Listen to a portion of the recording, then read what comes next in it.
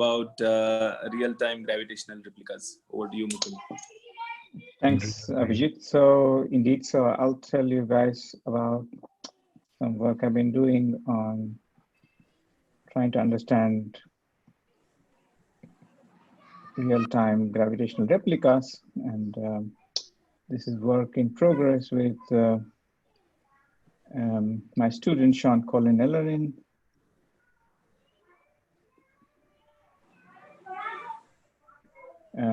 Jidong from Santa Barbara, and Don Morrell from Santa Barbara, and Zhencheng Wang, who is Don's student.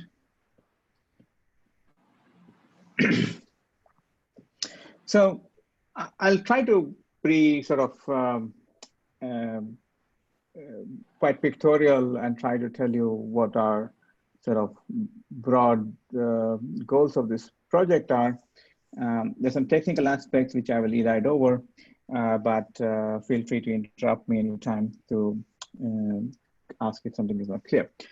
So the goal is to try, so let me broadly begin with a sort of motivation and tell you what I'm after and what really that sort of motivates our interest in this problem.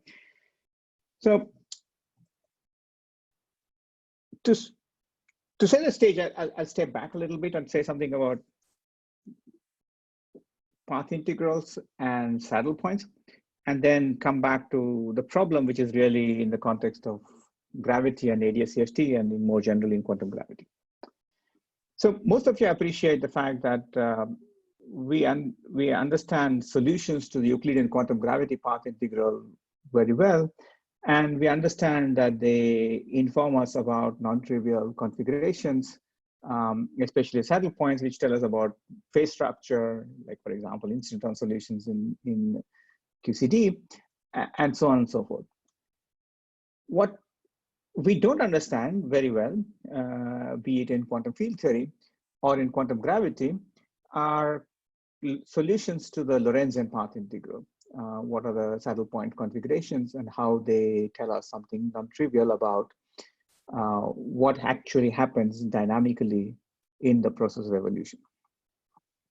And the goal here is to try to understand that some aspects of real-time physics using the gravitational path integral, in particular motivated by recent understanding of the black hole information problem. So the sort of end game here is to replicate the physics underlying the black hole info problem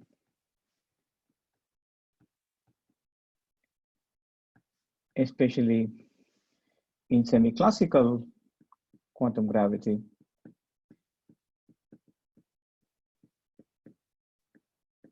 directly from a Lorentzian framework.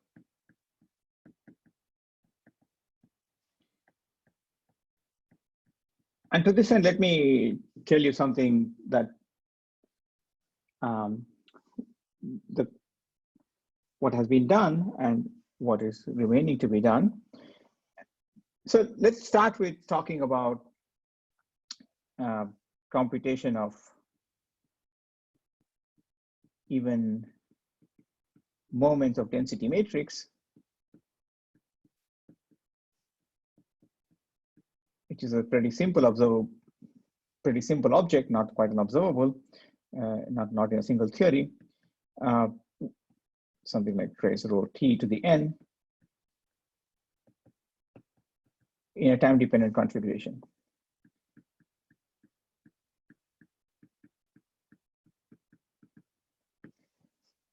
So of course you might say, well, okay, rho of t is given by some unitary evolution of some initial rho.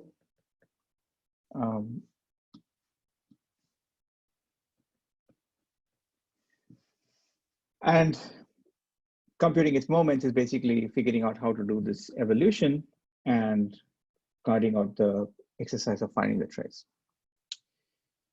So as a simple example, consider a field theory calculation.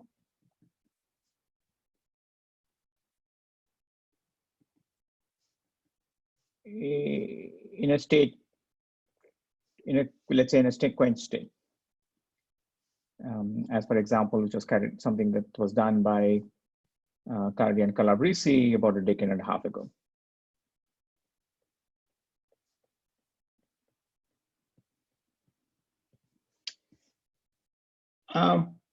Now, if you actually look at the mechanics of the calculation, the mechanics of the calculation is done as follows.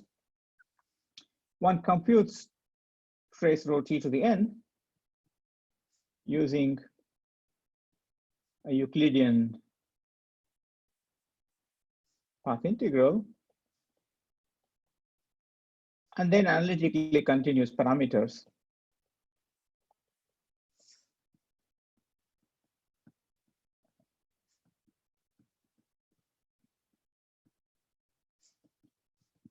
to the Lorentzian domain.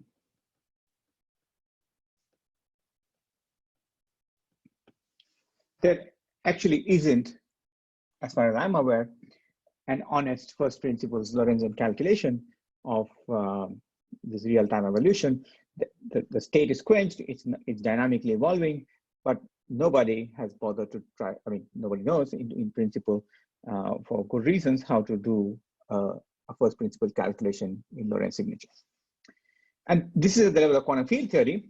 The situation just starts getting worse if you start including dynamical gravity. Now, what we know from this kind of analysis and analysis that I'll say in a moment is that there's a lot of interesting answers to be gleaned by exploiting the Euclidean framework. However, it leaves something deep to be desired, because at no point are we actually trying to do a calculation in the actual state. We are using the analytic continuation of the crutch. So all we are able to say explicitly is we have some saddle that dominates for some parameter range. There's some other saddle that dominates for some other parameter range.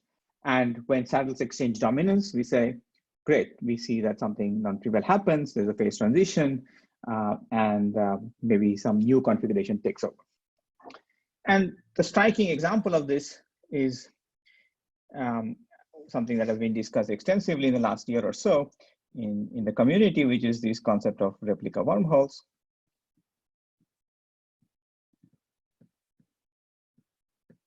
Which I'll simply characterize as non-trivial gravitational saddles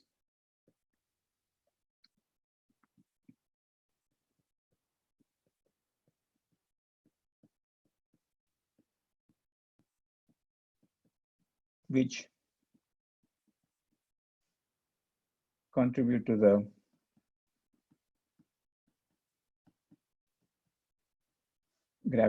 quantum gravity path integral.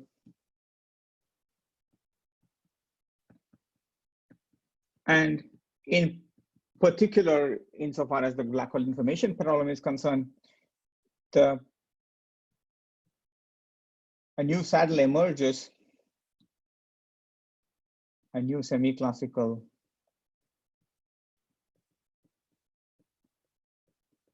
configuration emerges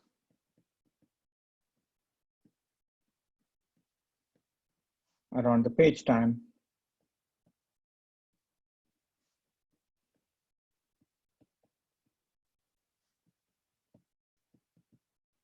To give a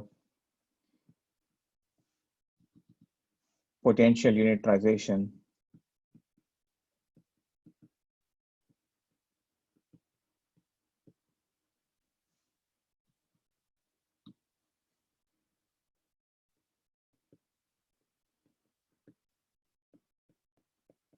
of the radiation entropy. And this is very well encoded in various things like the island formula or quantum extremal surface formula, et cetera, et cetera. But the sort of raison d'etre, or the sort of essence of where this comes from, is really the fact that we have control on configurations of the Euclidean quantum gravity path integral, and we can argue with some success that these configurations are important. These configurations are under control. They can be understood semi-classically, and they lead to these effects. What isn't quite clear is why this happens around the page time, because that's a dynamical question. That's a question about evolution. That's not a question that the Euclidean quantum gravity path integral can answer. And what isn't quite clear is how to think about such configurations, the replica wormhole configurations directly in Lorentz signature. Okay. So the goal of what we've been trying to understand a bit better is to give ourselves some useful perspectives, both at the level of arguing that the Lorentzian quantum gravity path integral with real-time replicas is both well posed. There's a well-defined boundary initial value problem that in principle one can solve, and obtain saddle point configurations. Of course, in realistic scenarios, just as in any quantum field theory path integral, one doesn't know all potential saddles, but one can guess at potential saddles at least within a useful class of ansatz and argue that these classes of ansatz work. So I don't have an answer insofar as this particular problem of replica wormholes is concerned, but what I'm going to describe for you is a framework that seems to work, and describe some examples which at least exemplify the framework and tell you how to think about Lorentzian replicas. Okay, so that's the sort of goal, but feel free to interrupt me, and maybe if people have questions already now, I'm happy to answer them. Yeah, Mukund, is the goal to find eventually to find the final state of the radiation? Or is that too much? Is that too? The goal eventually would be to find the final state of the radiation. But for now, I would take even as a victory, a smaller goal of asking, how do I interpret these new gravitational saddles as Lorentzian configurations? I'm trying to understand what that as Lorentzian configurations means. So, yeah. Is that some characterization of the state, the Lorentzian state of the, some part of specifying the state of the gravitons? It will eventually be part of specifying the state of the graviton, but let me say more specifically of saying, if I want to compute the moments of the density matrix, and you tell me that in Euclidean path integral, there are non-trivial Euclidean linkages across replica configurations, across replica, whatever you want, pieces of replica, which because gravity can have non-trivial topology. These, as you can well appreciate, in Euclidean geometry, you can have non-trivial topology, but in Lorentzian signature, these non-trivial topologies are not guaranteed to be Lorentz spacetimes. So what exactly are they? What are the rules for computing with them? Okay, thank you. So if I build spacetime wormholes across copies, what do I mean? Because what is the causal structure of the spacetime? Okay, it's a rough analogy to this question as follows. In gauge theories, you have phase transitions associated with the jumps in the holonomy of the around the thermal circle. In Lorentzian space, there's no circle, so there's no holonomy. Yet these phase transitions must exist. And what is this roughly an analogy? This is a very good analogy. Okay, thank you. So indeed, so it's indeed exactly asking a question: how do you interpret those saddles in real time? Yeah. Okay. Thank you. Now I understand. Thank you. I mean, the question you asked earlier is really the question we would like to get to, but I think as a zeroth order, we should at least understand what these saddles mean. Yeah. Yeah. The question I asked earlier sounds really like a very tough one. That's to specify. Yes. Okay. Yeah. Can I make a comment, Mukund? Sure. Since is it the right time? I don't know. But if you look at, for example, the double well potential in quantum mechanics, we can actually calculate the splitting of the energy levels in the above the ground state by using an instanton calculation, by summing over all instantons, right? That's the Yes. classic calculation. Now we may Right. ask the question, how do you do this computation in the Schrödinger picture? How do these instantons actually make an appearance in the Schrödinger picture? And the answer is known, that what you do is that you look at the semi-classical Schrödinger picture, which is the Hamilton-Jacobi equation, and then you basically write down the solution of the Hamilton-Jacobi equation, which is essentially a sum over all paths.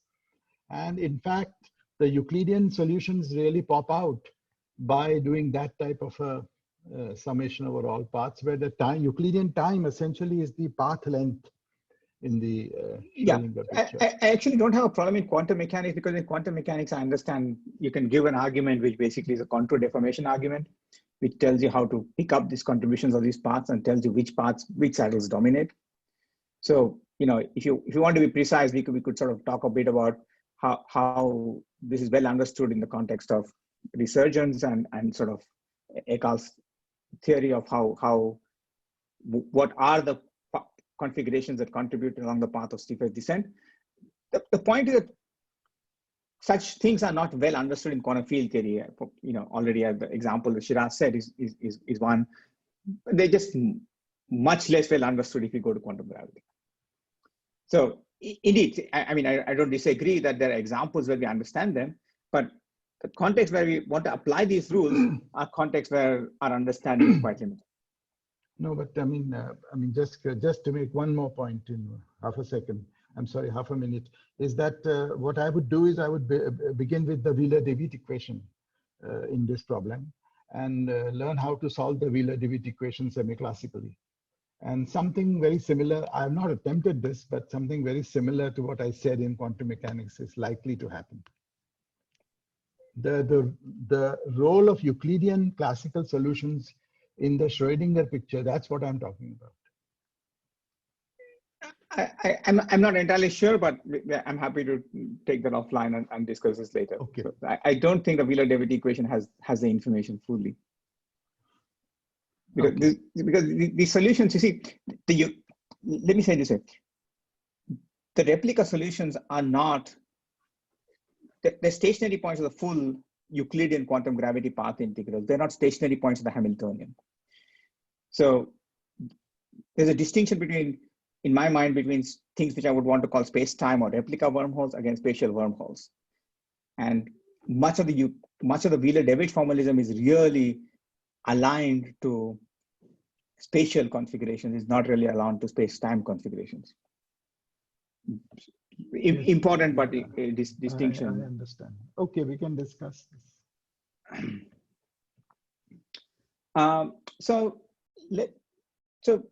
the goal here is to basically, at least in the area CFT context, where we've understood various aspects, is to try to understand some of the statements of how we set up the problem and compute real-time configurations in the quantum gravity path integral. And let me begin this discussion by saying that in some sense, at the level of computing entropies, at the level of von Neumann entropies,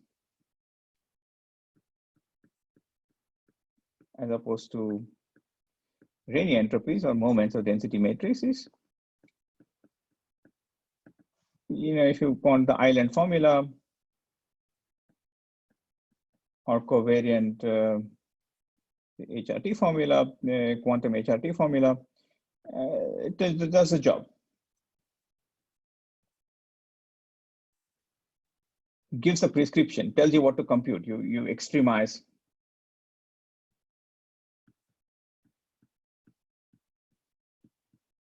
You extremize area over 4G plus the entropy of matter and gravitons in the homology region between the extremal surface and the the boundary domain of interest.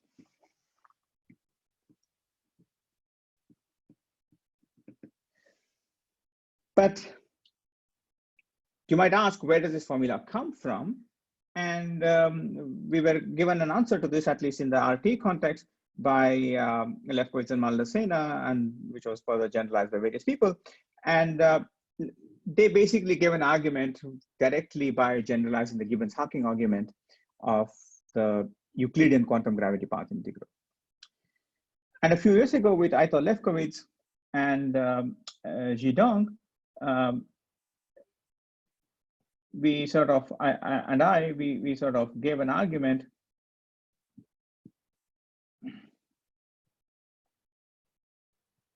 of how to derive this a version of this formula without SGen directly within ADS-CFT, but working with the Lorentzian path integral, some kind of real-time version of Lefkowitz-Maldacena. And what I'm about to tell you is an upgrade of that, which makes very clear how to compute not just this von Neumann entropy, which I will argue is a bit it's simpler than the full Rényi entropies, but also a formula that gives you the Rényi entropies where really the replica configurations come out in their full force. So to do this, I'm going to start by reminding you of some semi-self-evident facts about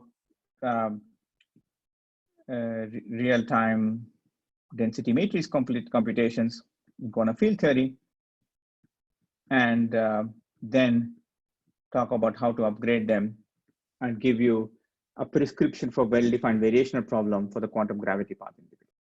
Okay. So to do this, let me say what we want to do. We want to compute, first to start with, we want to compute rho of t by evolving from some initial state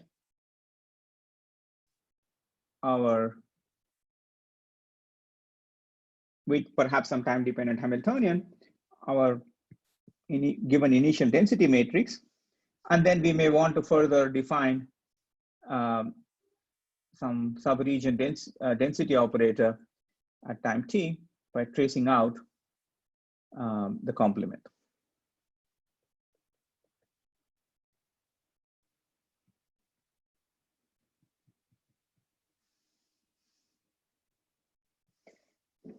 And let me do this in the following way. I'm going to try to draw a picture.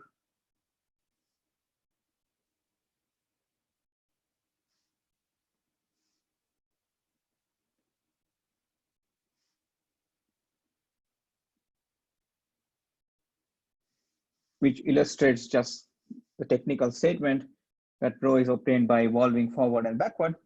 And this is the region A, this is its boundary, and this is a complement. And what is this picture supposed to represent? Here, the picture, space runs horizontally, time runs vertically, and I'm starting with some initial state, which is prepared for me here and here.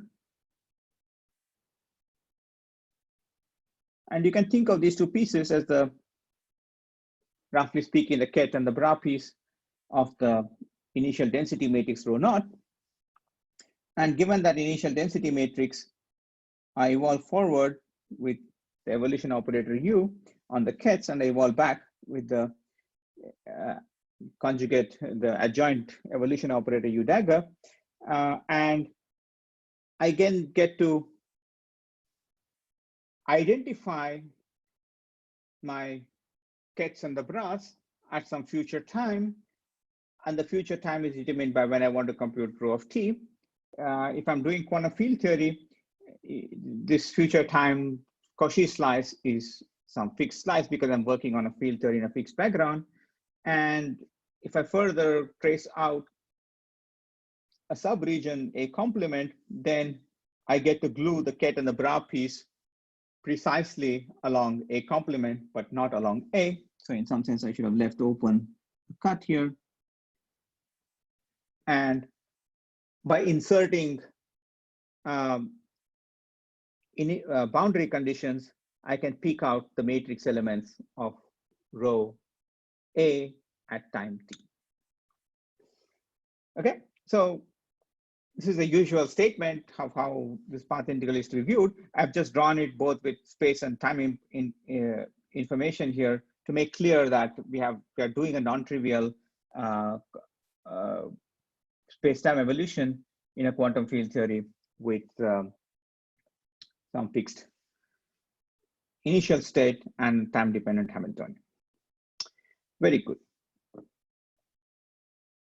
If I were try to take this computation and imagine that this computation is happening on the boundary of a holographic field theory, then what I need to do is I need to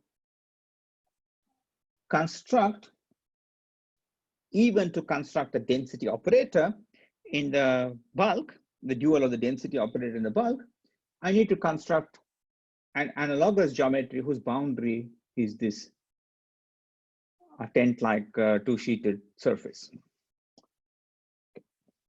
So here's a prescription how that might work. I'm going to try to draw that slightly differently. Hopefully it's clear from the context. I don't know how to draw it any better, but let's see. So I'll draw each.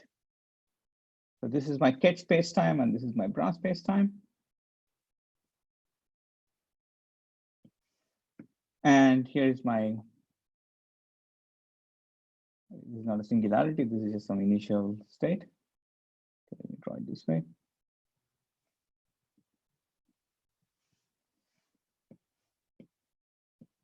And this is T equals to, this is T naught. And my Ket spacetime has time running up, the Bra spacetime has time running down. And at time t on the boundary, I want to construct. I've been given some some data to tell me which regions I'm focusing on, and I want to construct the analog of that in the bulk. To make that clear, let me draw this in at least a cartoon in ADS in 3 dimensions. So this is some Cauchy slice. So given my boundary Cauchy slice, I'm going to upgrade that to some bulk Cauchy slice at the same time. Now, the choice isn't unique. There's a infinitude of bulk Cauchy slices that lie anchored on the same boundary Cauchy slice. Let's pick one of them for the present. We'll see that the answer won't matter. And if we have divided the boundary into an A and an A complement,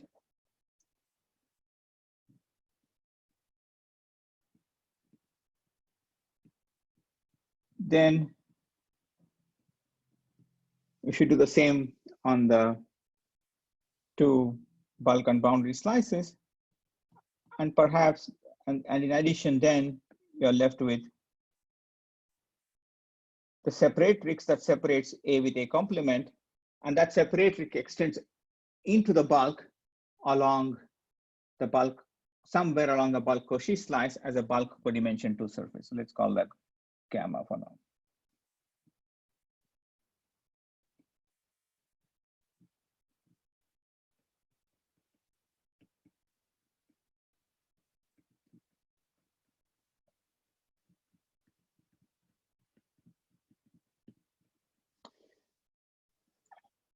It demarcates A with A complement, but in particular, it defines homology regions that are space-like between gamma and A, and likewise between space-like between gamma and A complement. Basically, it separates the bulk Cauchy slice into 2 pieces. So we can give those names, but I think I won't need that for a second, so let me not bother giving those names.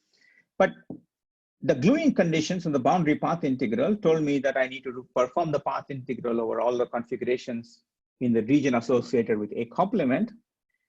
that means that I should also perform the path integral over all the bulk fields in this homology region associated with A complement by identifying these two. So roughly speaking, and this is where things are a bit vague, I need to write down a bulk geometry, which is 2 copies of my original spacetime, where I have identified the pieces that I would like to argue are associated with the region that I'm integrating out. Now, in the boundary, that region I was integrating out was codimension 1 at a fixed time slice. In the bulk 2, that region is codimension 1 at a fixed time slice, except that the location of that region in the bulk is not a priori determined because the bulk Cauchy slice itself is not a priori determined.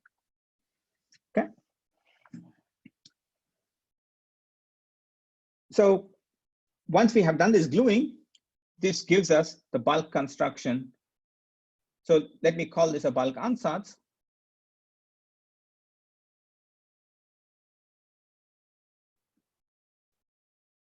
For constructing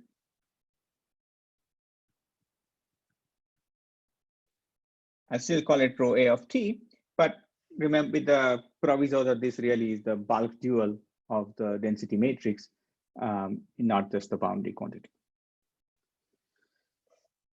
There are a couple of things to note, and this is where things start getting tricky. Yeah.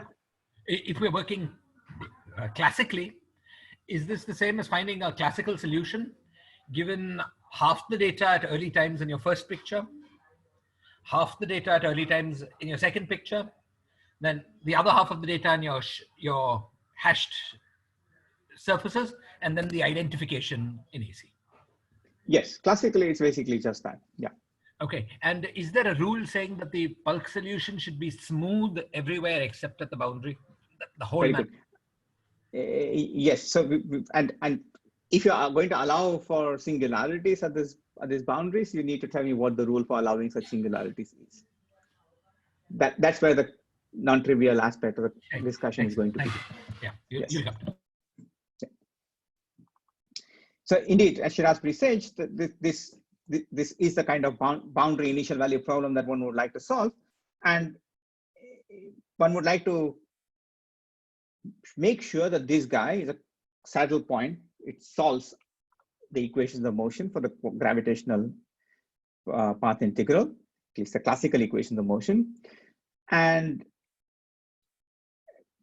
it's not hard to see, roughly speaking, that the equations of motion will be satisfied more or less everywhere, because each piece of this is by construction given by something that we already know in some way of thinking about it. The tricky part is understanding what happens at the gluing, and in particular, whether this surface is smooth, and if it's not smooth, what gives. There's one additional catch, which is that now we are in Lorentz signature. So let me. Sorry, question. Yeah, please. AC identified at the future time slice, or is it identified throughout for all time?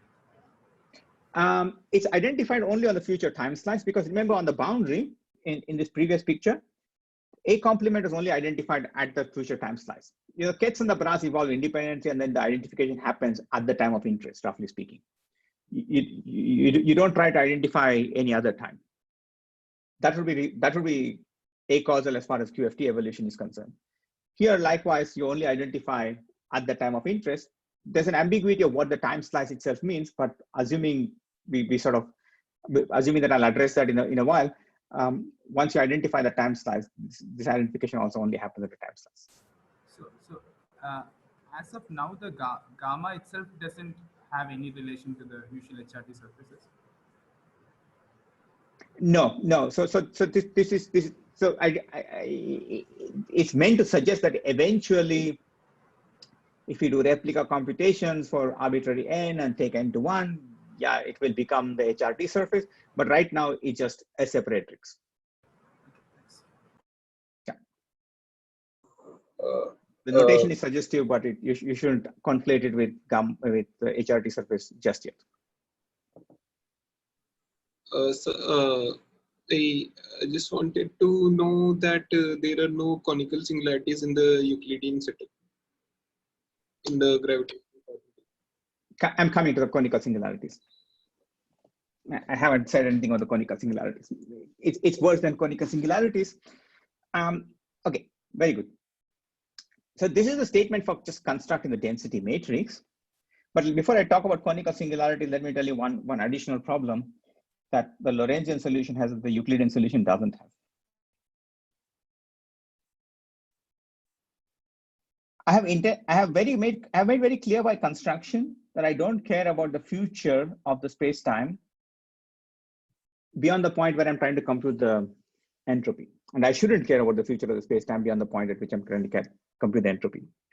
So if I'm computing entropy at time t, I should have no access to information on what happens at any future time. Okay, that would be not a sensible computation. That would really violate causality. But since I have access to the past because I created my state somewhere and I evolved it, there are 3 domains that I have to care about. And I'll call these 3 domains the following. These 2 domains, which are space-like to gamma, I will call them the Rindler wedges.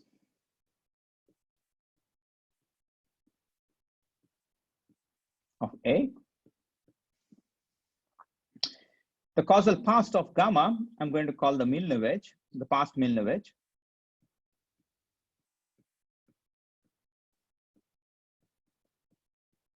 This is what you would call them if you're working in flat space. And likewise, there's a Rindler wedge of A complement, which I'm not drawing because they just get cluttered. Now, let's go back to the question I was just asked about the fact whether gamma is a regular surface or not. Those of you who know about the Euclidean computation know that when we try to take this and make replicas, we would be trying to make many copies of this and then gluing them in a cyclic manner.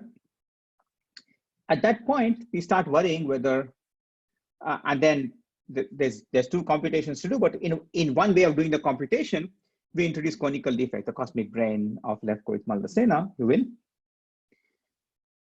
But that's a source of, in the Euclidean problem, that's a delta function localized source of energy momentum on a space-like hypersurface. The problem is there's no such thing in Lorentz signature. Anything in Lorentz signature, if you try to localize it, will propagate at least on its light cone.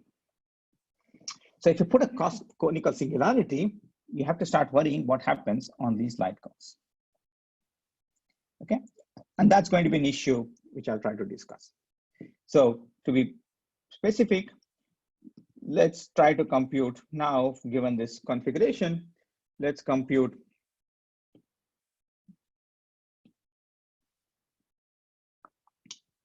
not just, so this computes rho, if I replicate it and then make another set of gluings,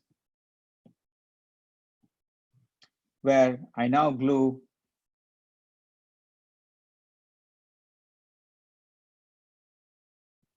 this with this and this with this, then I compute trace rho squared.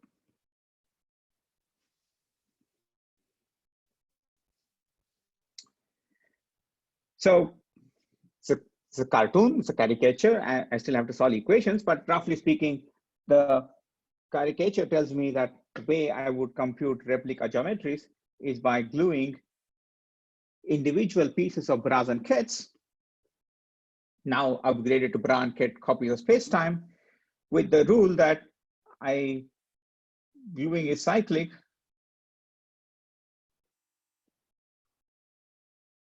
It respects the Z and replica symmetry and respects Z2, if you like, time reversal or CPT of each replica. And that's just a statement that the forward-backward evolutions are nicely aligned. Okay.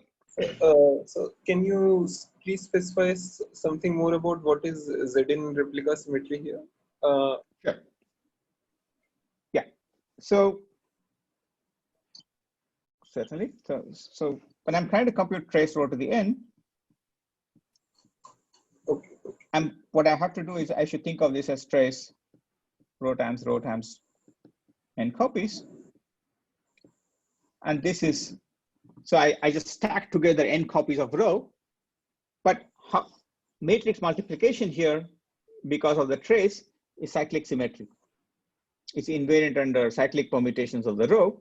And that's the Zn symmetry, because what I get to do is I get to take n copies of this single copy of rho. I stack them together, but the gluing is not arbitrary because the ket, sorry, this is terrible. This is actually wrong. What did I do here? The gluing is not as I specified. Kets don't get specific glued to kets. Kets get specific glued to brass as usual.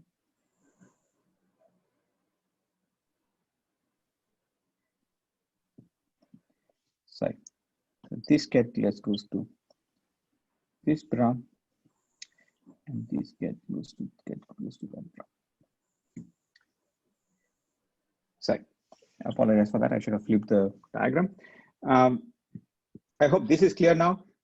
So when I take rho times rho, as I've tried to now fix in my picture, the ket part of this row, which is, let's say, the first copy, gets glued to the bra part of the second row along A. Likewise, the ket part of the second row gets glued back to the, if I'm doing trace rho squared, it gets glued back to the bra part of the first copy. And if I'm doing n such things, 1 gets glued to 2, 2 gets glued to 3, 3 gets glued to 4, and that's the origin of the Zn replica symmetry. The Z2 symmetry is just time reflection symmetry that's inherent across the Cauchy slice, because the Cauchy slice, that if you like, is just the exchange of bras and kets in each copy. Okay.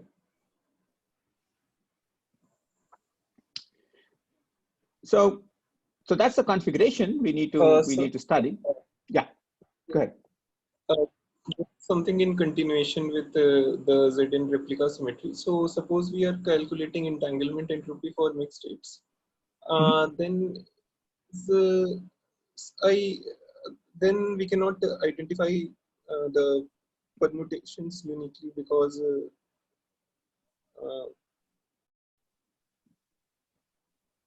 the whole state is not a pure state. So okay, maybe I'm not getting somewhere, but maybe I will discuss it later. I just want, so is the Zn symmetry coming from the permutations of the, different permutations of the branch points are identical? So I would say the Zn symmetry just comes from this rewrite. The fact that trace is cyclically invariant. If you have a mixed state, which is initial state, which is mixed, then, if you like, include the purifier. It won't matter to me. Include whatever purifier you want, and we can upgrade. We can embed rho into a bigger system which is purified. Of course, at the end of the day, I can write this, instead of writing this as trace of A rho A to the n, I can write this as trace of the full state rho to the n, which actually is true, because it's trace. The full trace is still, sequential traces still work. I can trace out a complement, or I can trace out a complement and the purifier in 2 steps, and then trace out A, and nothing changes. So mixed states are not a problem. I just, for simplicity, drew a pure state, but we wouldn't have to work. We could imagine that there's a piece of this which is behind somewhere else, which is also the purifier.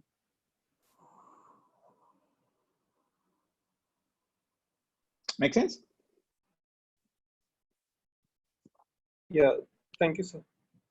Okay, so what we'd like to do is use these symmetries, the Zn replica symmetry, which I'm going to assume is true, A qualifier is, of course, that there are examples both in field theory and perhaps even in gravity where this replica symmetry may be broken. Now, this is an issue, but I'm just going to, for now, focus on the class of replica symmetric saddles. So what do I have to compute? If I want to compute trace of rho a to the n, this is going to be given by the following. It's given by some path integral on some n-sheeted boundary manifold, which is in turn going to be given by gluing together n copies of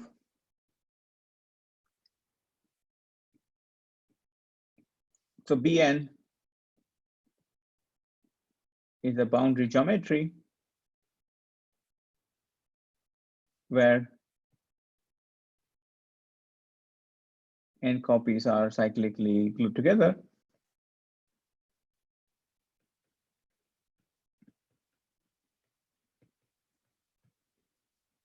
In Euclidean space, this would be called a branch cover. I will abuse language and sometimes call it a branch cover even in Lorentz signature. But some n-fold branch cover of the original spacetime, and I want to compute by the ADS-CFT dictionary. I want to find, given Bn, our goal is to find bulk geometries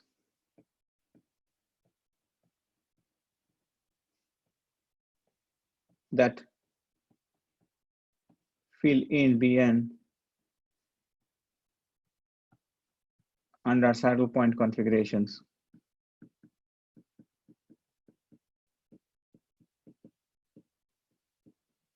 of the Euclid,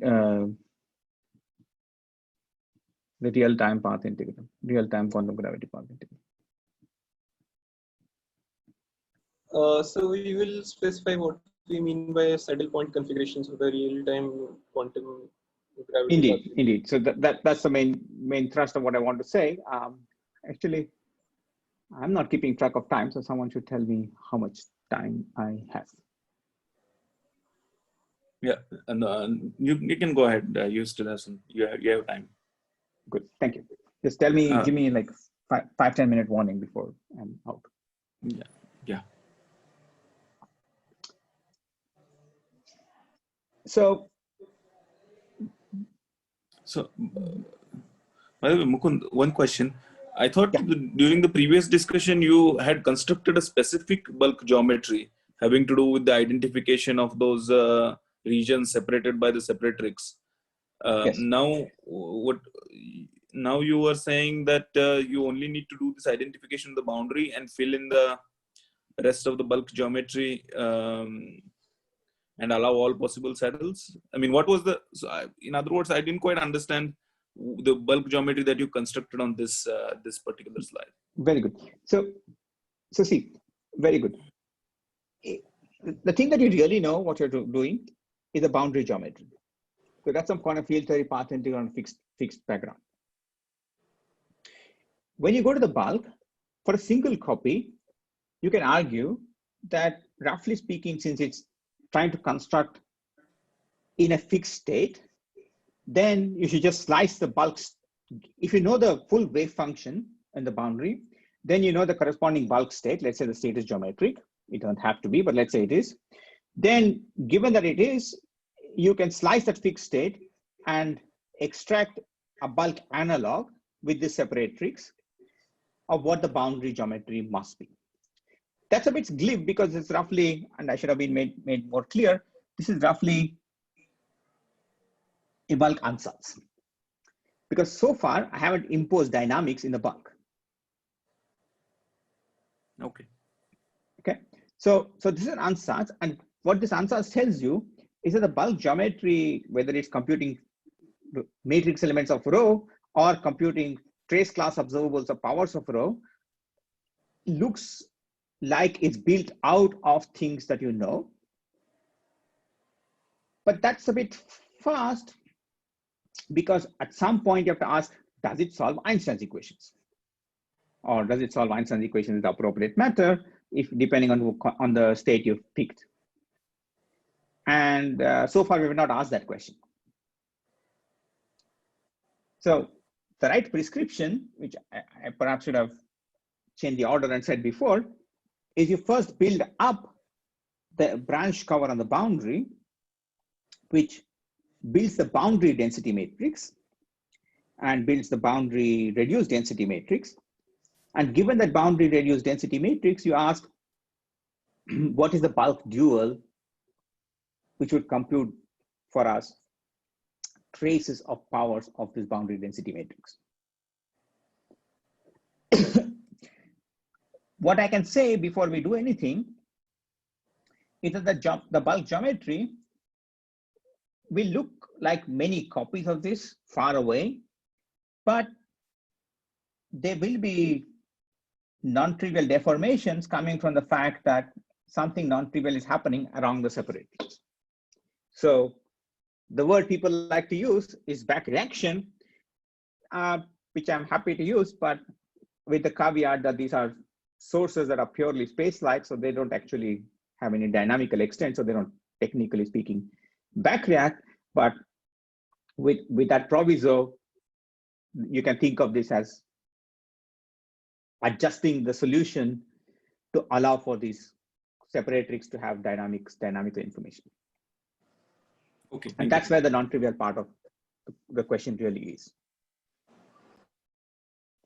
Okay, so in fact, Shiraz presaged this earlier when he asked, whether there are singularities, and the answer is going to be whether, what exactly are we going to allow, what boundary conditions are we going to allow at gamma.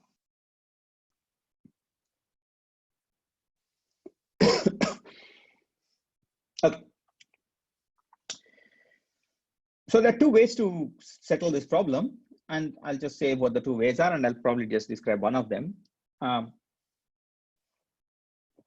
So let's call this bulk path integral Mn, and the boundary of Mn is Pn. And maybe just to orient people, let me give you one example, which some of you might be familiar with. And let me switch from my Lorentzian discussion to a Euclidean example. So let's look at a 2D CFT with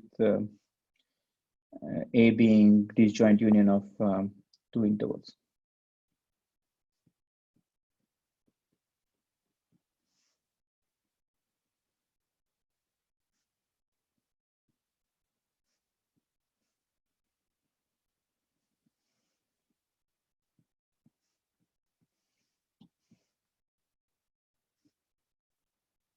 Okay, this is the real line, this is space, this is time. Now, if I think of this as a complex plane with two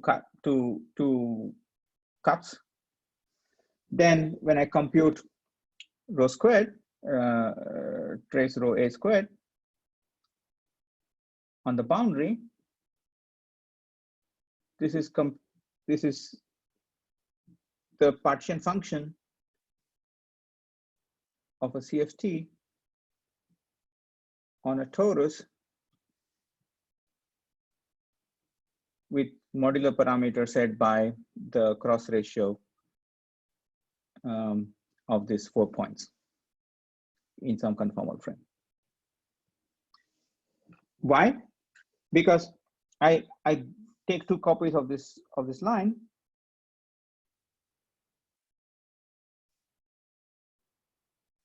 and I already identify the yellow segments with each other, but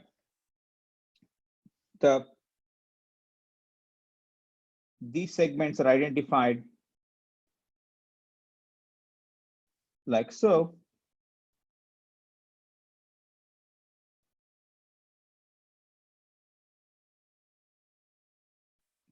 And that gives me two non-trivial loops in the covering space which gives me a torus, and we can work out what the period matrix of the torus is, and that period matrix gives you some complex structure parameter, which in secret is related to the fact that there's only one independent piece of data, the cross ratio of these 4 points.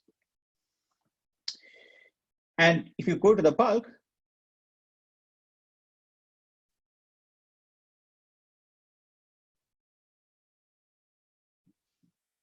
you will get an answer which says that this is the bulk geometry, which is either BTC if tau is bigger than, if im tau is bigger than 2 pi,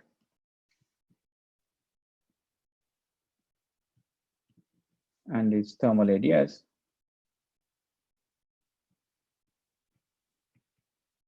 if im tau is less than 2 pi.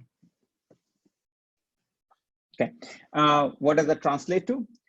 It translates to the following. If these two intervals are far apart, if this distance is far away, is much bigger than the relative separation of the two intervals, then you get the thermal ADS answer. If these two intervals are close by, then you get a connected answer, which is the BTC answer. Okay, so that's like the entropic analog of the Hawking-Page transition, one that you see very clearly, because here the boundary branched cover builds for you a torus, and that torus has two non-trivial fillings. One is BTC, one is thermal ADS, and we would like to understand the same statement directly in Lorentz signature.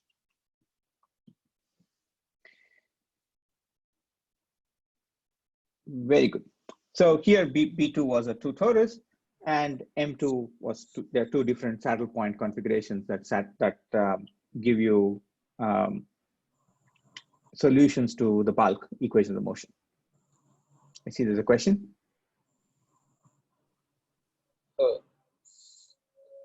Okay, thank you. Z bulk, so why is there two set of solutions for the Z bulk?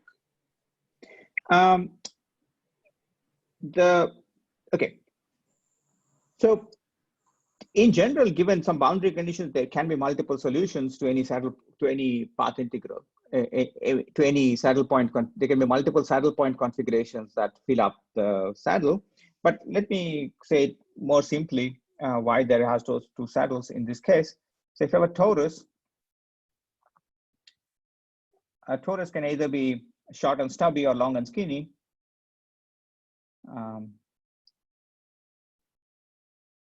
And the difference between them is which cycle is thinner. And gravity likes to fill out the thinnest cycles. So in the two cases, there are always two cycles, two non-contractible cycles. There's on the torus, and the gravitational solution is a filled torus. It's not the torus is just the boundary, so you get to fill it. So it's like some kind of filled object. And the question is, which cycle do you get to fill? You have two choices, and you always fill the thinnest cycles.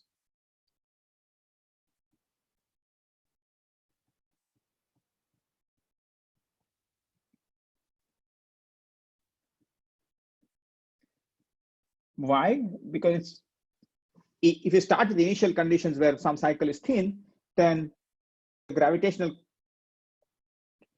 potentials are minimized when if you just close that thinnest loop off and collapse it gravitationally. I don't want to use the word dynamically, but so the answer depends on which parameter regime you're in. From a Euclidean point of view, these two solutions are actually identical in spirit. They're the same geometry, but the answers you get for the action are actually different depending on whether im tau is bigger than 2 pi or im tau is smaller than 2 pi. And I interpreted the answers secretly for you in Lorentz signature, so that's why there's a difference between BTC and thermal ADS. As Euclidean 3 manifolds, BTC and thermal ADS are one and the same 3 manifold. So is it because the analytic continuation for tau is different, gives two different answers, one BTC and the other thermal for meaning tau is equal to 2 pi is the and is the point where we need to do the analytic continuation No, in the no, Lorentzian signature? actually, no. So No, I don't know. at tau equals 2 pi is when a torus with tau, in tau equals 2 pi is a square torus where the two cycles are roughly of equal size. So the transition happens between a stubby torus and a thin torus exactly at tau equals 2 pi, in tau equals 2 pi. In my way of parameterizing it, I've parameterized in tau with some choices. I've parameterized the spatial length to be 1, to be 2 pi. So this is really where the transition happens.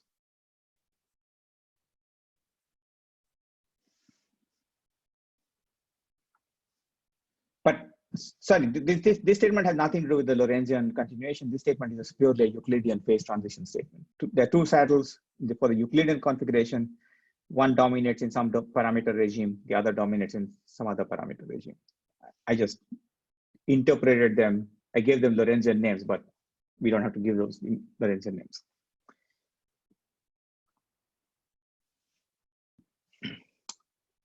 Okay, so hopefully that clarifies what we're after, because we have to actually find these saddles.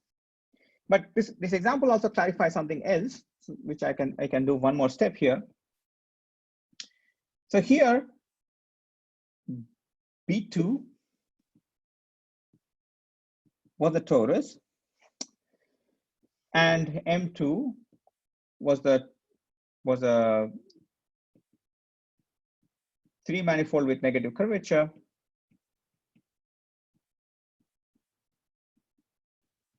Boundary of M2 being B2. And I'm telling you, all I told you so far is that two different 3-manifolds whose boundary is B2. Okay. Maybe life would have been a bit easier if I'd taken a higher dimensional example where I would have taken a circle times a sphere, and then it would have been clear that I can fill in the circle or the sphere. Okay. My topologies would have been actually different. But here, let's do one thing. Let me take B2 mod Z2, which is T2 mod Z2. And this is a complex plane with orbifold singularities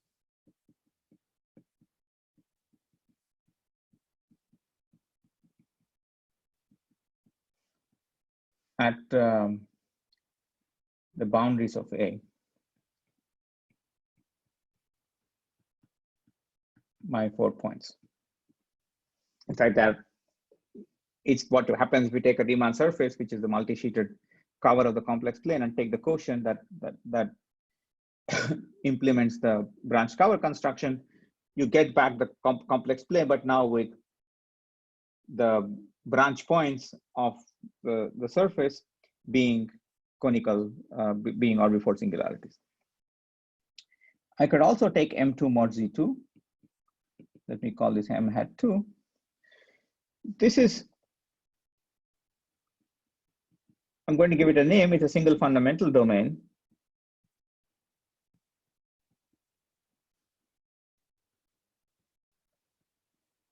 Of the bulk with potentially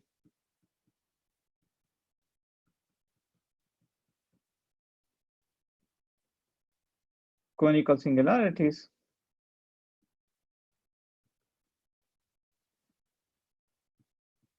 emanating from the branch points on the boundary.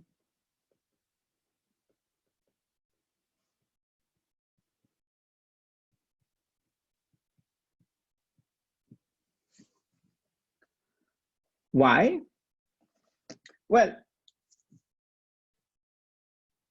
I left implicit a statement in this discussion that M2 was supposed to be a saddle point configuration of the, well, since I'm not really doing semi-classical, let's just say classical gravitational action But for it to be a saddle point, it has to solve equations of motion. So at least it should be twice differentiable. Otherwise, I don't get to call it a solution to anything. So I'll assume that's a smooth space-time. But if I take a smooth space-time and quotient, then I have to worry that I will get singularities. And indeed, the singularities one would get have to be anchored along the separatrix. So let's go back to our picture. So when we constructed rho, we put in the separatrix as an ansatz. But now when we construct rho squared and then take a quotient to get rid of one of these copies, you get back the first copy, let's say. But the first copy now has information along the separatrix because of the quotient action.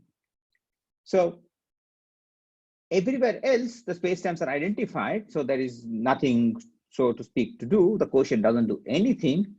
But the non-trivial place where they're glued is this place.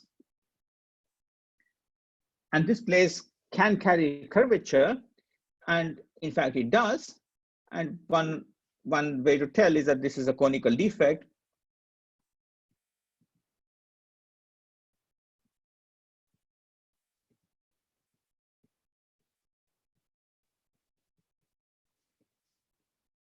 It's a codimension 2 space-like object, what has been called in the literature a cosmic brane.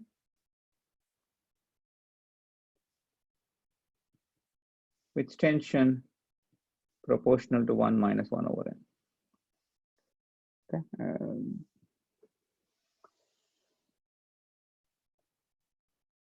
Now for computing moments with the density matrix, this tension is actually finite. So this is where the question that was asked by Abhijit is important, because I have a finite tension object localized along the codimension 2 hypersurface. And so I need to worry about how that modifies the spacetime, not just in its vicinity, but everywhere else. Mukund, quick question, please. Yeah. So in your T2 mod Z2 example, your boundary had a singularity. Yeah. And you're sort of assuming that the singularity propagates into the bulk. Mm-hmm. But often what happens in ADS-CFT is that if you've got some singular structure at the boundary, that fuzzes out when you go into the bulk. So that you've got some solution in the bulk that is nowhere singular, but develops a singularity at the boundary. Couldn't that be what's happening here? So Shiraz, my statement about the singularity in the bulk is strictly true in the large n limit after taking the quotient. Yeah, but I was also thinking about the large n limit. I mean, for instance, if you've got something that satisfies a wave equation, it could have a delta function at the boundary and then sort of fuzz out into the bulk. Sorry, yes, it will fuzz out, but that fuzzing out is what we need to understand, because you see, what I want to argue, and what in fact was initially argued by Lefkowitz and Maldacena, is that what you should do is you put a conical source in the Euclidean construction with some source of energy momentum in the bulk and ask what happens to space-time. Maybe I'll say it one other way, and then you'll agree with me that this is the right prescription. Before you take the quotient, B2 is smooth. So M2 by definition is smooth. Yes. And so the artifact of any singularity is an artifact of this quotient. Yes. All I care about is if I go to the covering space, if I go around the fixed point locus of the Z2 quotient, I should get no monodromy. Okay. Okay. So think of the Z2 quotient. So I get back this copy here. But what is going around, and imagine that I can extend it in Euclidean space. What does going around this guy mean? Going around this guy means that I go around this way, but I don't emerge back in this space-time. I emerge back here. But then when I emerge here and go back down here, which brings me back here and then back here. So if I go around all 4 copies in this Lorentzian construction, then nothing happened. I come back to where I started. Yes. So the right boundary condition is basically saying, if you follow the rules of what the gluing conditions on the matrix elements of rho are, then in the covering space, nothing happened.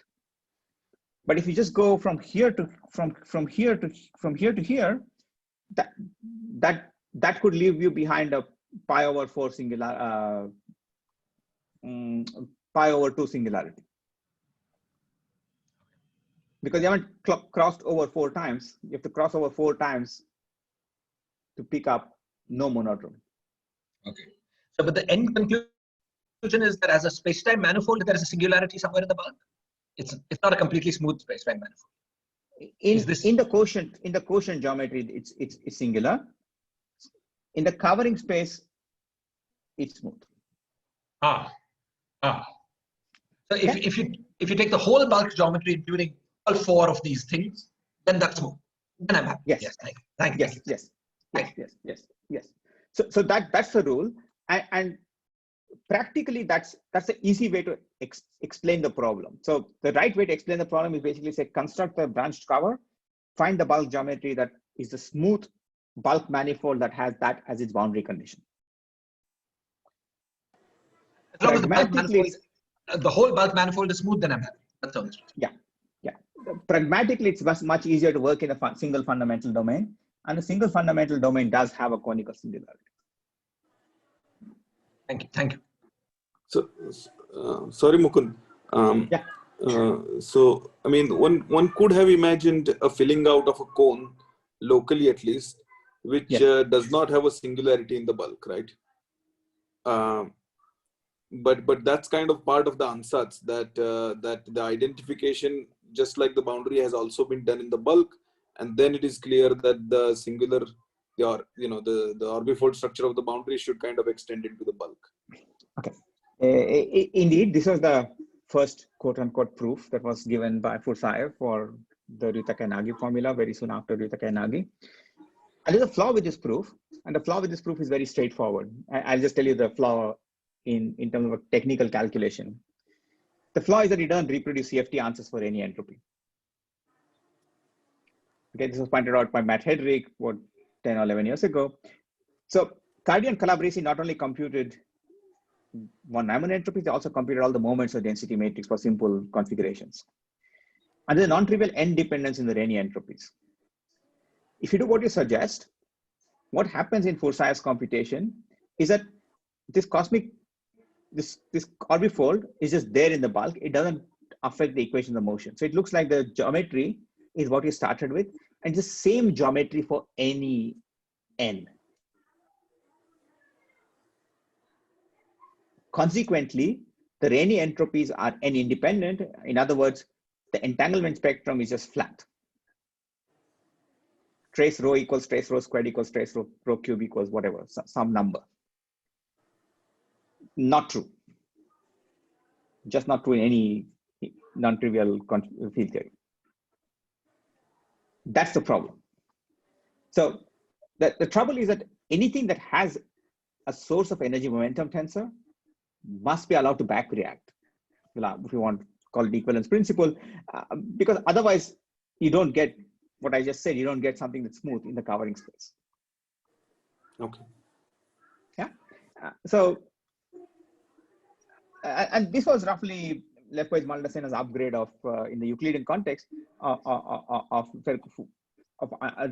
putting together Matt Hedrick's observation and other developments that happened in the interim to give a prescription that told you how to account for the back reaction of this cosmic brain. Okay. Now, oh wow, I'm way over time. Okay. So the Euclidean problem is well understood. And the way the Euclidean problem is understood is exactly what I just said. You realize the covering space is smooth and basically study the following. You study a delta function localized codimension 2 space-like object with this source of energy momentum. It has some tension. It's an object with tension, so you can write down a delta function localized energy momentum. And let me draw a cartoon, and you will see how to think about it. It's a codimension 2 object in space-time. So let me just draw the normal plane to this codimension 2 object.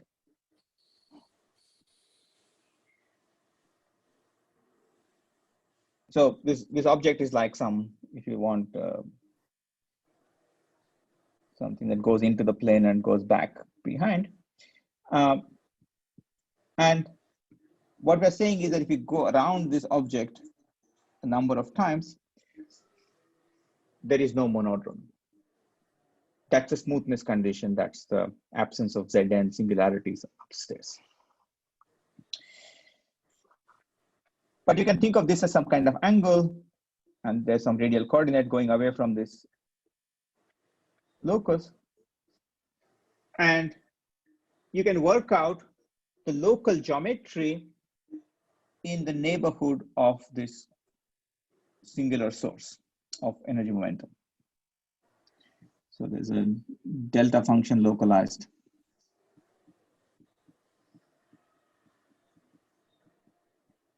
Codimension 2 source of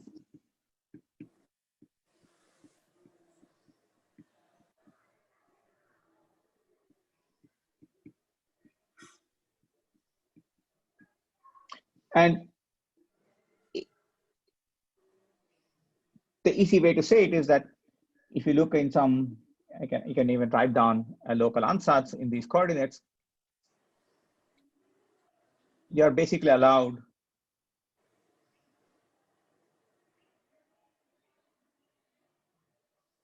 the local geometry to look like this, like a conical singularity with opening angle of 1 over n, set by 1 over n, and then the pieces in the transverse plane.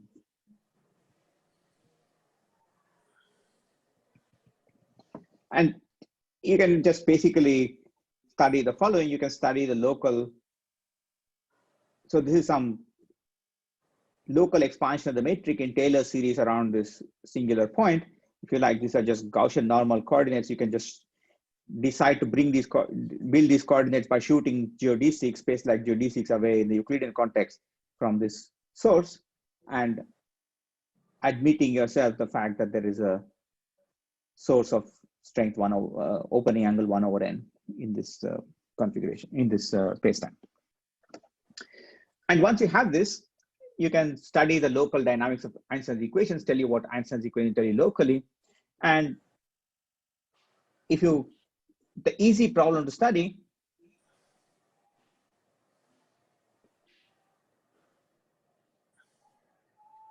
is the limit n much n minus 1 very close to 0, in which case it's almost as if the singularity is not there, so the singularity is weak. So you can do some kind of perturbation theory, which is what Lefkowitz Maldacena did, and the geometry doesn't change, but the on-shell action gets a contribution at order n minus 1, which you have to keep track of. And when you keep track of that and the dust settles, that gives you the Rivita-Canali formula. So gamma, which in this picture was an ansatz, becomes the RT surface when the dust settles. But you don't have to stop there. You can keep n minus 1 finite. And this is what I want to emphasize now.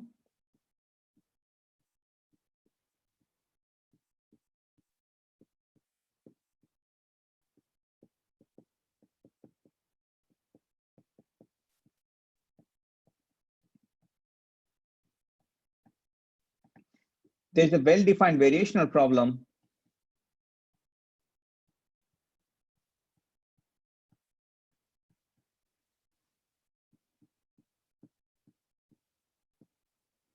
and gives at least an in principle prescription for doing numerics. And people have in some examples tried numerically solving for such spacetimes.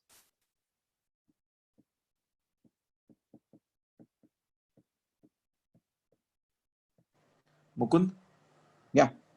In the case of finite n-1, is it an answer to any entropy question? Yes. So in finite n-1, the quantity that's easy to compute is this.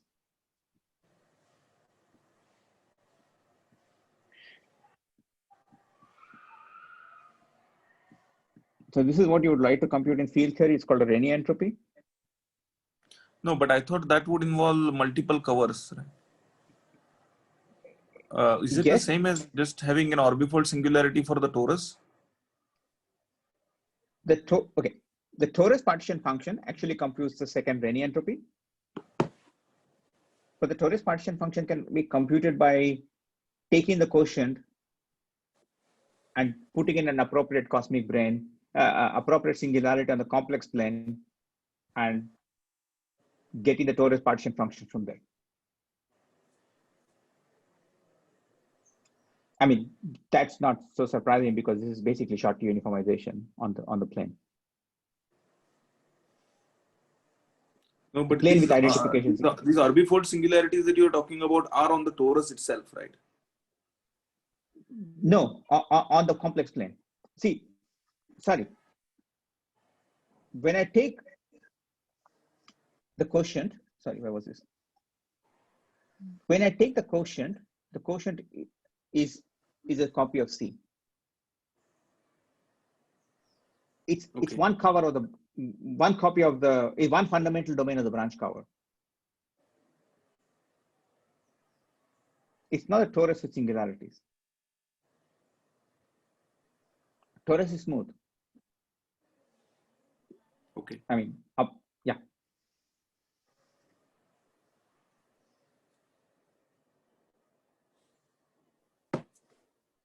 I mean,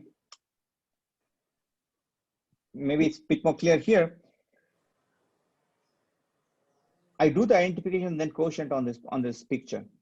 I haven't drawn the time direction, but if I draw planes, it should be clear that these will be the singular points of the quotient.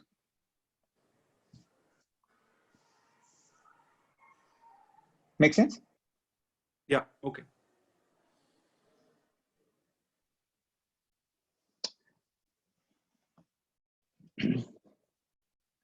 So, and in fact, there's something nice here, which I can say that if you take n derivatives of this Renyi entropy, these are related to area of the cosmic plane.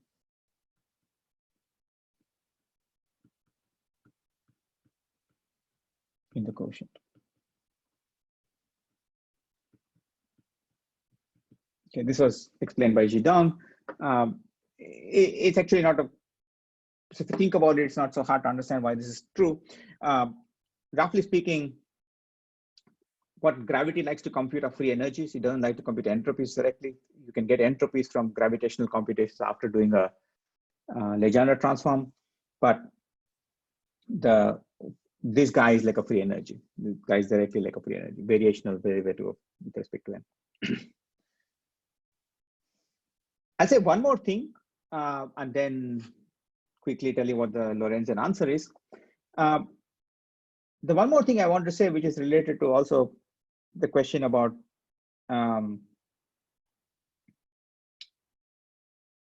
singularities, is the following.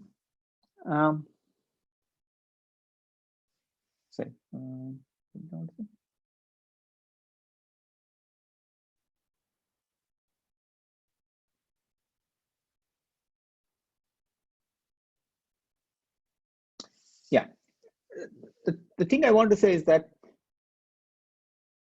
yeah, let's go back to Fursaev's computation, where, as Abhijit was asking, you let the orbifold extend into the bulk. This sounds wrong for reasons I just told you because it gives the wrong answers, but you can fix it And you can fix it in the following way.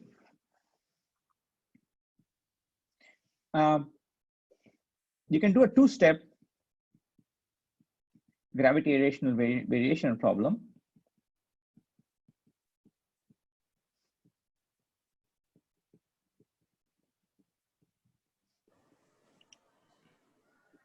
Sorry to interrupt, Mukund. Yeah. Can you tell me roughly how much time would you need? Can I take another 10 minutes? Yeah, go ahead, please. Perfect. Perfect. Let me just tell you about this two-step gravitational variation problem, and then I'll tell you what the answer is for the Lorentzian case. So the first step is you fix the area of some codimension 2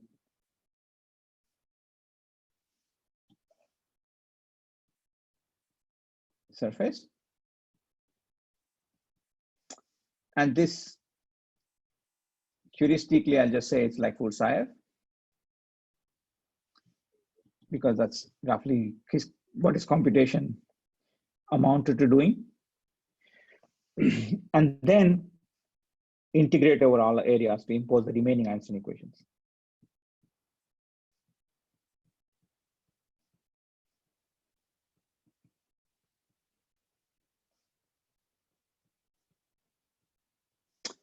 And this prescription was described about a year ago quite nicely and explained very clearly that it's a well-defined variational problem by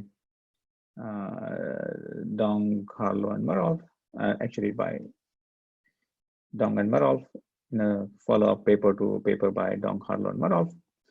And they were interested in this discussion for the following reason. Flat entanglement spectra are quite natural when you consider, if you consider fixed area, then the gravitational problem gives you fixed, the same Rayleigh entropy for any n. But this flat entanglement spectrum is actually very natural in tensor network models that people have been using as star models for holography. So they were interested in understanding why those tensor networks, how to interpret those tensor network models. And the right answer is to interpret them by splitting this variational problem into two steps. Okay, very good. So now with all this preamble, in the last some bit of time, let me tell you what the Lorentzian problem is and how we're trying to approach it.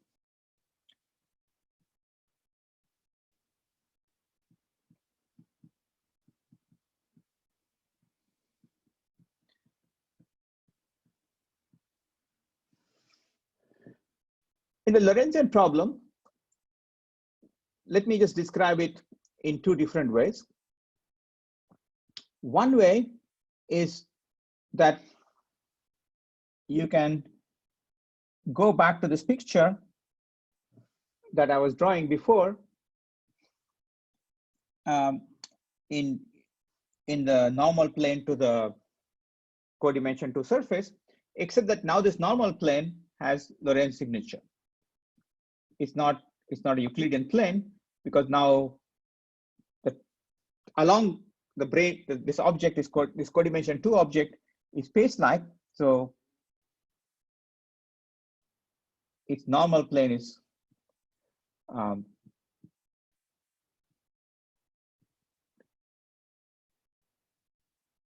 has 1,1 signature. And what you can do is you can regulate this normal plane by the following trick. You can excise some region around this normal plane along this cosmic plane. So you can excise a tubular neighborhood and impose boundary conditions on the boundary of this tubular neighborhood. So these are codimension 1 surfaces now, because I'm excising tubular neighborhoods. But what you worry about is what happens along these light cones and what happens in the causal path of the delta function singularity that you get by taking the quotient. So first answer, and this is something we can discuss in detail if people are interested, that nothing happens along the light cones. The light cones are not singular. One can argue for this either by doing some principal value prescription for how to compute these integrals, but more simply by realizing that the statement really must mean that in the covering space, nothing bad happens. The covering space was smooth. If you excise this domain around this codimension to separatrix, or what will end up as the HRT surface, you can define you can give a well-defined variational problem by giving boundary conditions on this edge and on this cutoff surface, in addition to other boundaries you have in the space-time. And again, by mimicking this fixed area logic, where you fix the area of this slice, you can show that the variational problem is well defined, and roughly speaking, can be basically obtained by taking this kind of ansatz, which was the Euclidean ansatz, and writing it in light cone coordinates. Basically, R and phi were coordinates in an R2 normal to this codimension to singular locus, but you can also write the local Gaussian normal coordinates in the R11 space normal to the codimension to locus in real time. And once you do that, you can show that Einstein's equations make perfect sense, and the end result is what you expect. So that's the sort of technical aspect of the computation. But to just wrap up, let me tell you some examples that are quite nice that we've been able to work out directly without using the Euclidean crutch. And some of them are trivial, and there's one example that I want to talk about, which I at least mention, which I think is non-trivial and would be interesting. We haven't finished it. So the examples we worked out are so far all time reflection symmetric examples.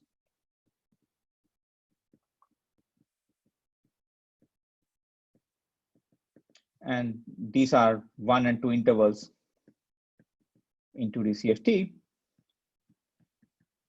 But the first non-trivial example, which is non-time reflection symmetric,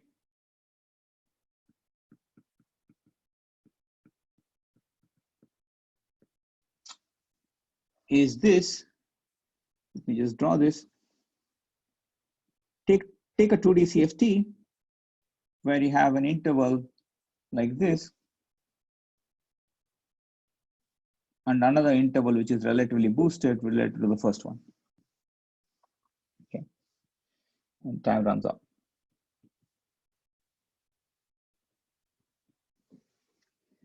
Now, you can of course find a new foliation of the space-time where Cauchy slices sort of smoothly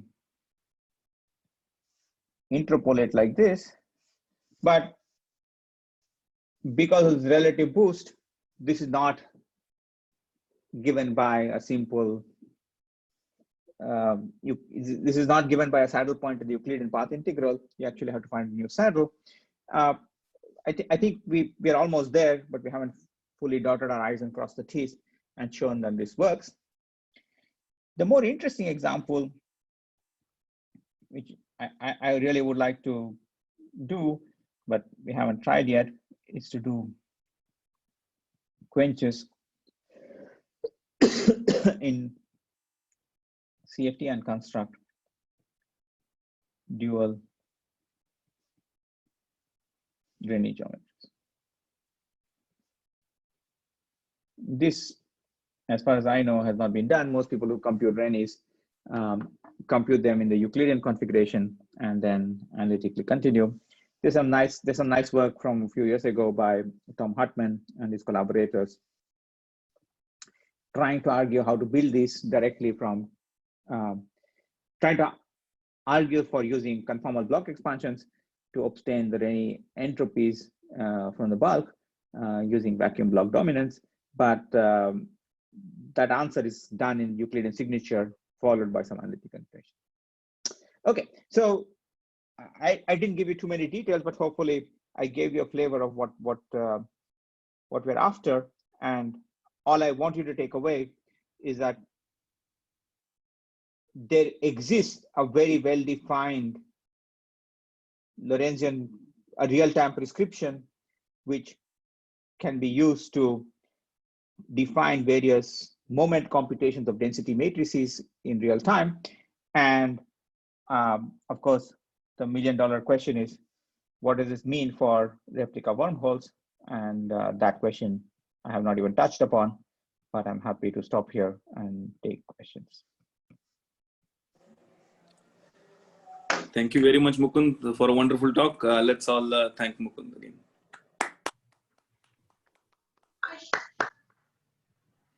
Questions?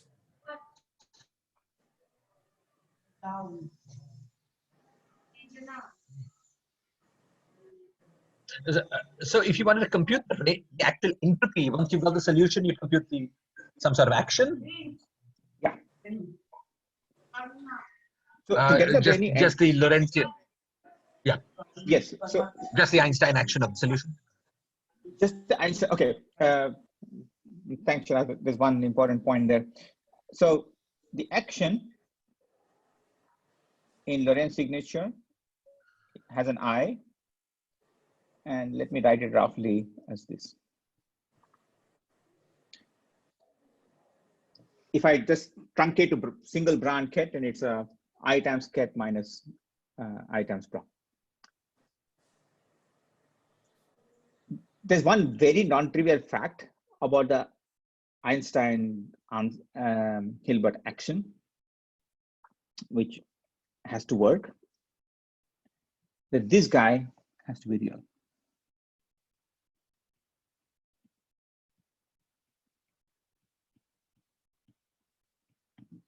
So I mostly spend my time arguing for why the answer, the variational problem is well defined, but it's also true that the Rayleigh, as you're pointing out, should be given by e to the is graph on shell.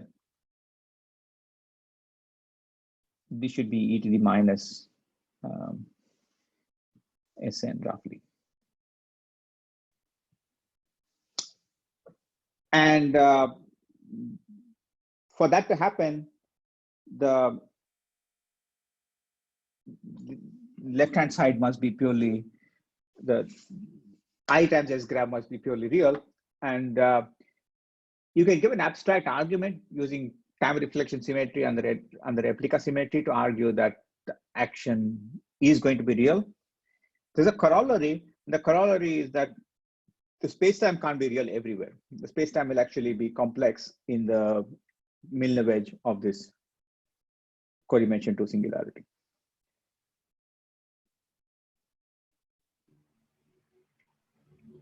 This is very confusing, Mukund, that S gravity that you wrote down on the left-hand side on shell should be imaginary. I times S gravity has to be real. The answers for any entropies are real. I understand that actually, but whether you will obtain this correctly, I mean, you have done it in some examples. You can show that the answer is purely real. There's a, I see. we have examples where it works, and there's actually a much older piece of literature.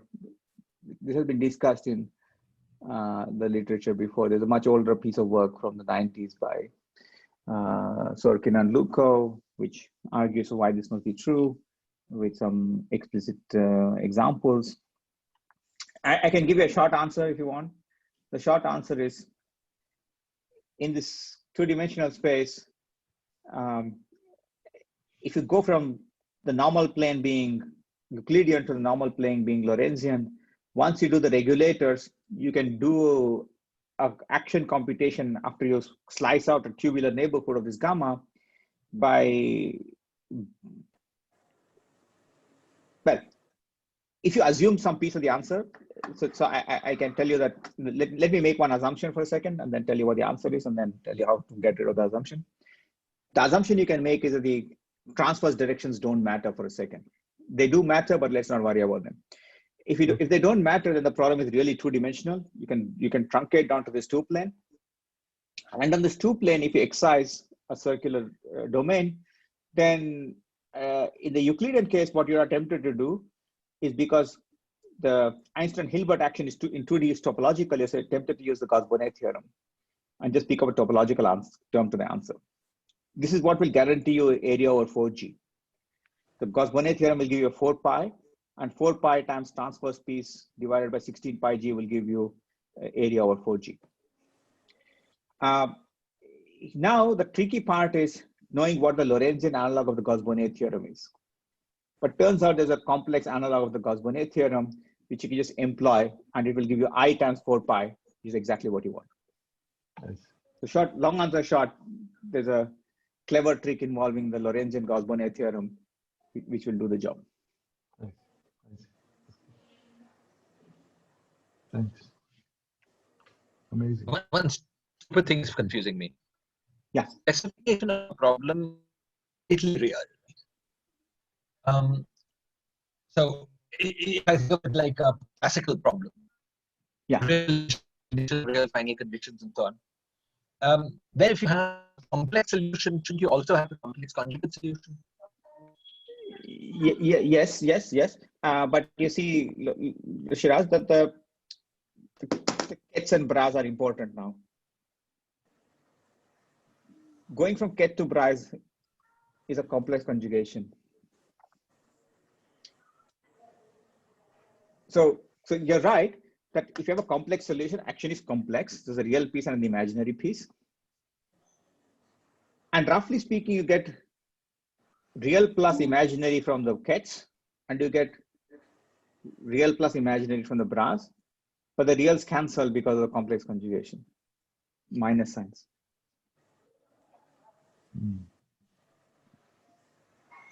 And this I is important. This I is important.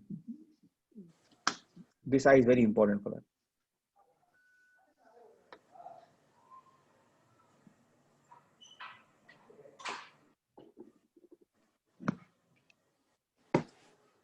Do you agree?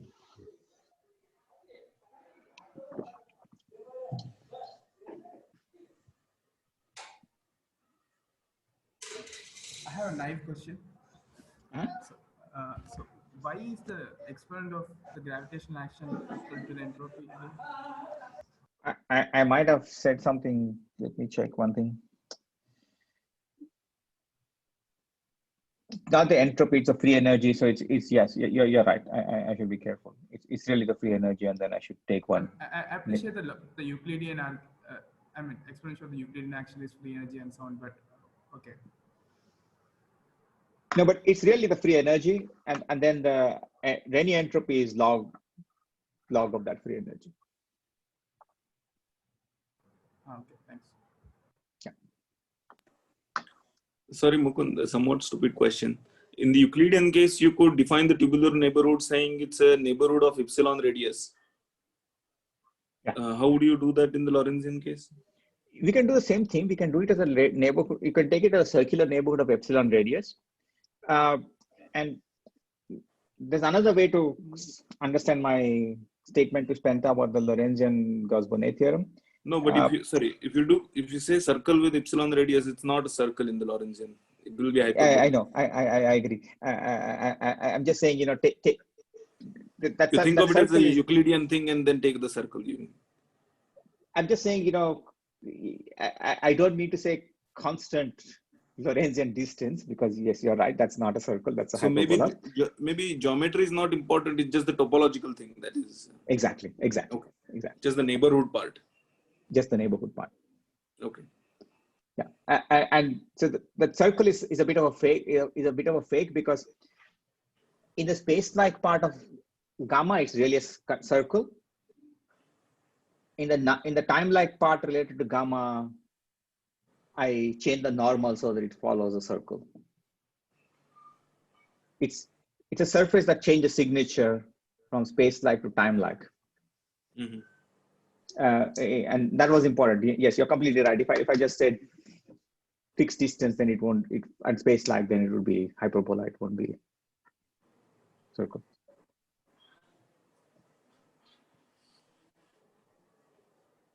More questions?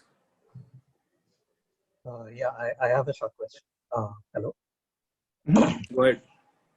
Yeah, so in this case where you were mentioning that you can't have, in this Lorentzian scenario where you have an imaginary region in the Milne wedge, is there any condition that arises on the horizon or on the null surface, rather, which is separating the Milne wedge from the Rindler wedge?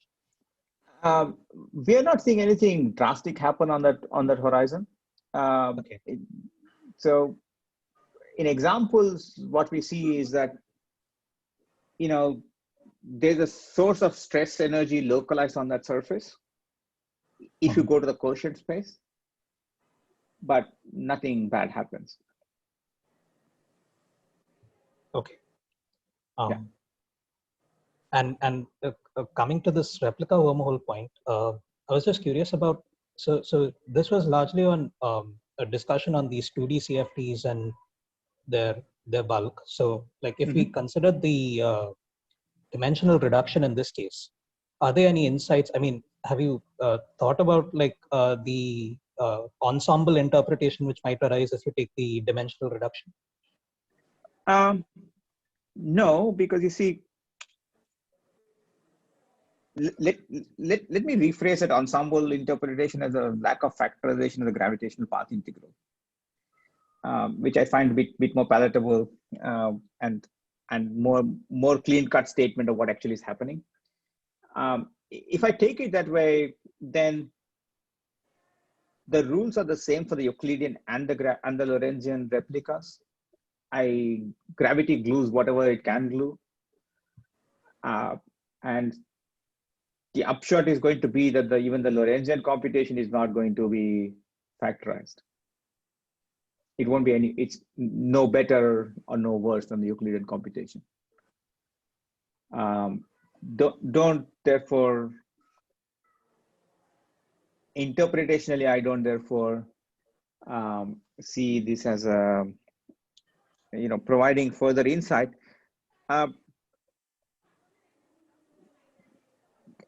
I also don't think that the way this calculation works is specific to 2D and the specific examples that people have studied.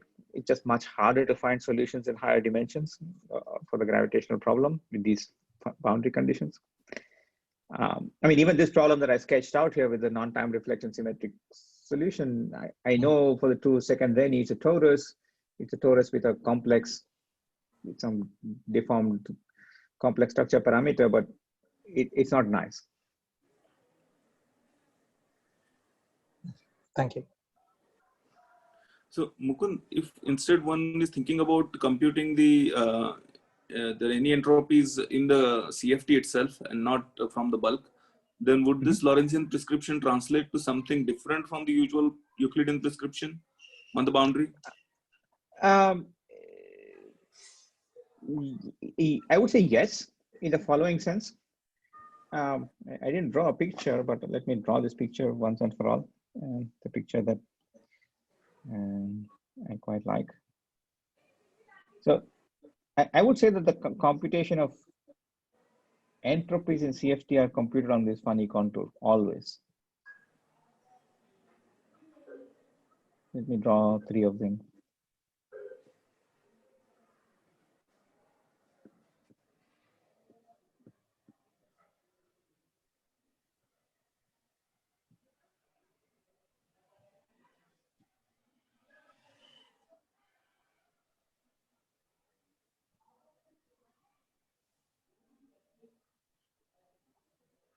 So 3 copies of Braz and Ketz with this gluing condition.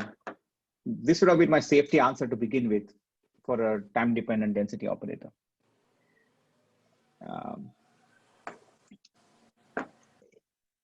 So I think the more interesting question is, how is it that the calculations that have been done are on the nose, so precise, giving us dynamical information when they're not being done in Lorentz signature? I mean, one can argue why that must be the case, but it's like various things that you might have heard from other people as well, that we tend to do Euclidean calculations because that's where we have good intuition for doing saddle points. And often we tend to do Euclidean calculations and analytically continued parameters. In this case, as Calabrese and Carr did, they analytically continued the parameter that corresponds to time into the Euclidean domain, did some computation, and then finally, once they got the answer, then they analytically continued the answer back. But there ought to be a first principles real-time computation, which would work if that analytic continuation is not available to you. The state was much more complicated.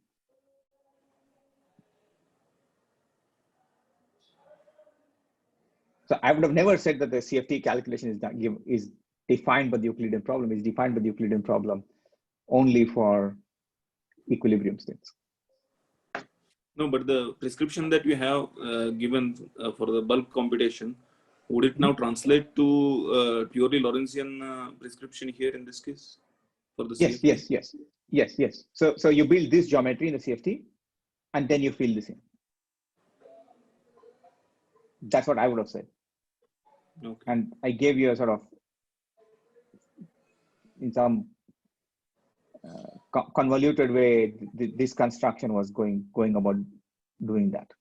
Sorry, fill this in meaning get to the bulk? Yeah. So this is the boundary. The boundary lives on this funny multi-sheeted Lorentz geometry. Yeah. So, I mean, I don't know if you must have heard from Logan friends about various things they have looked at and we've been looking at in terms of Schwinger-Keldysh geometries. There's a special case of this where, at least in some cases, you actually know what the bulk geometry looks like.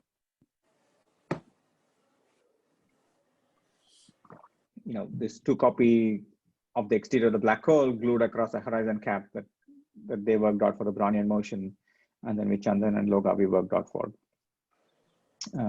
probing scalar fields, computing Schwinger-Keldysh correlative scalar fields. That is a version of this construction. Okay. I'm just asking much more now because I have multiple copies and so on and so forth. Mm-hmm.